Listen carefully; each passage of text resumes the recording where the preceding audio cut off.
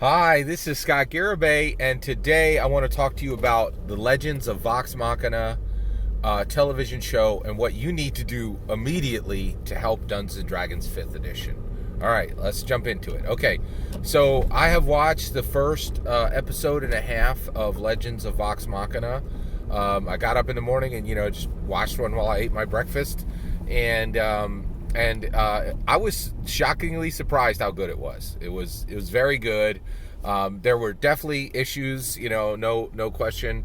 But the reality is, at the end of the day, and it's one of my favorite quotes in the world. Chris Christie, the governor of New Jersey. I really don't follow that guy a lot, but I follow politics a lot. And he ran for president at one point, got crushed, but he did. And he said something I'll never forget. He said, "It's hard to hate up close," and amen to that, brother. Like, it is true. Like, if you don't know somebody and you've never spoken to them, then and you don't really deal with their content much, you can just spout all this, like, I don't like this, I don't like that, right? But once you begin to engage with the content, you see, hey, this is there or this is not, right? And the reality is, looking at the Legends of Vox Machina on Amazon Prime, I am just absolutely astounded at how much Matthew Mercer has accomplished on his own. Like, just Matthew Mercer, right? He has put himself in an incredible position where he has put himself in a position where his success is intimately tied to the success of 5th edition, right? And when he moves, 5th edition moves up, right? If he has successes, 5th edition gets pushed higher, period, right? Now he's in a position where he could massively help Amazon Prime, right? When I look at this Legends of Vox Machina, you know what it really looks like to me? It's Deadpool meets Dungeons and Dragons. That's, rated R, very irreverent, but Dungeons and Dragons is there. It's recognizable. Dungeons and Dragons is there. Where do you see Dungeons and Dragons in the new Legends of Vox Machina? First of all, they put a dragon right in it, right? And then second, in the action, right? In the action, it really does look like Dungeons and Dragons fights, right? So, all right. So Legend of Vox Machina is not terrible. In fact, it's pretty good. I have to admit, I'm enjoying it, right? So, and I'm a little surprised that that's the case, right? Because I really felt that I definitely would have written this thing differently, and I would have made a lot of different choices. But this is what Mercer put up, and he did an $11 million Kickstarter. He landed this on a real streamer, and it got done in the middle of, our plague world, right? And none of that is easy. He did it, right? Like, and that's another thing. Like, people can say what they want, but when you put up content that nobody else is putting up, it just shuts up the world, right? And I have to say, this shuts me up a bit. Like, I really have beef with Mercer for a whole lot of stuff, but he accomplished something that Dungeons and Dragons didn't accomplish. They don't have an animated television show on right now, except for Legends of Vox. They didn't do it on their own. Mercer did it for them. Like, Mercer delivered, but Wizards of the Coast doesn't have. They could absolutely have an animated television show right now. They haven't. They haven't done the work, right? And then no other tabletop role-playing game in the world has done this except one. Tales from the Loop actually has a television show you can watch right now. You should not. It is horrible. I drug myself. It was like dragging myself over glass to watch that thing. Man, was it bad. It was just like slow and boring, and you're like, why was this made? Why am I here? Like, it gave existential angst. It was terrible, right? Like, and no other tabletop role-playing game in the world has a television show except Tales from the Loop, and it's horrible, right? So Mercer has really accomplished something here. So, okay, if you love Dungeons & Dragons 5th edition, right, then you have homework immediately, okay? So, one, you should immediately watch all 3 episodes of Legends of the Vox Machina. It is super important that you do this, okay? Now, and basically, it doesn't matter if you have Amazon Prime or not, okay? If you love Dungeons and Dragons, you need to watch this immediately, this weekend, and if you can, rewatch it, okay? So if you have Amazon Prime, just turn it on and watch these 3 episodes as soon as you possibly can. Don't miss work for it or anything like that, but like, you know, as soon as it's convenient for you today, like watch it today, okay? And the reason why is if you get excited and you genuinely like it, rewatch it 3-4 times this weekend. Like, make it all your viewing this weekend if you genuinely like it. And if you hate Mercer and if you hate Critical Role, watch it immediately once, right? Now, why is this important that you do this immediately, right? Well, there's just so much on the line, right? The biggest thing is, if this succeeds, Dungeons and Dragons gets pushed high to the sky, right? It gets pushed higher. All of Matthew Mercer's success on Legends of Vox Machina belong to Dungeons & Dragons 5th edition, and the reason why is every minute of Legends of Vox Machina, every single bit of their content comes straight from Dungeons & Dragons 5th edition, and none of it could or would exist without Dungeons & Dragons 5th edition. Couldn't. No other system, Dungeons & Dragons, no other tabletop role-playing system in the world would have allowed them to attract these kind of numbers, and these kind of numbers are what allowed them to get onto a real streamer, and a real streamer is what allowed them to get the money to get real actors, Felicia Day, David Tennant, like these are real Hollywood stars, right? Not voice actors, right? These are real, legit, full-on, big screen, small screen stars. David Tennant has huge success on the small screen, and David Tennant has huge success on the big screen. He is a very real actor, award-winning, right? And Felicia Day is a Hollywood actress, like that, flat out. Still has shows on today, Supernatural, a million different things, right?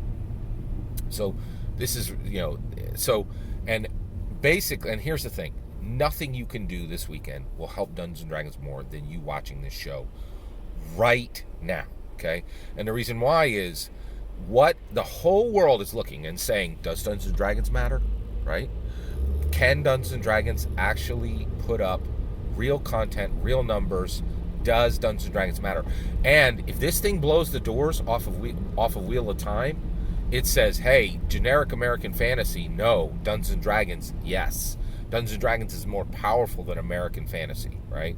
And there's also like an ongoing conceptual battle between American fantasy and British fantasy, right? So this is really, really important, okay? And so the real world, like not Dungeons and Dragons world, not little TTPRG, community, right, of maybe 10, 15, 20 million people. We're talking big, like the real entertainment industry is really looking to say, okay, Dungeons and Dragons, you got your shot. Here's a show. What does it do, right? What actually happens when you put a Dungeons & Dragons show on television? Last time we saw this happen, it was in 1983. It lasted for 3 years. Is there any juice here? Is there, is there a return to Gygax's preeminence in putting out an American Saturday morning cartoon? Can Mercer create something like Gygax? And that's the other issue, is Gygax is putting himself directly in the position of Gygax, right? He in direct competition with literally the progenitor of the game itself, right? Like, it's incredible, right? He is really accomplishing a lot, and this is major. The other thing I'll say is, so I do a lot of bicycling in the city during everything but the winter, right? And one of the things that you'll see is homeless people come up and ask for money, right? Like, and I have this opinion about helping, right? And I feel very strongly about this, right? So if somebody, homeless person comes up, I'll be somewhere, like I'll stop at a bodega or whatever, and somebody will come up and they'll say, hey, I'm trying to get home, and I need $10 to get home on the bus, right? Now I'm like, in my head, I'm like, you don't need $10 to get on the bus, right? Like, and then the person will start this story like, oh, it's really important that I get home right now. I got I got a job interview later today, and and the person's like, my car ran out of gas. And you're like, I don't know if you own a car, like somebody who's clear. So if I come across somebody and I'm like, there's a whole bunch of problems in this story, right?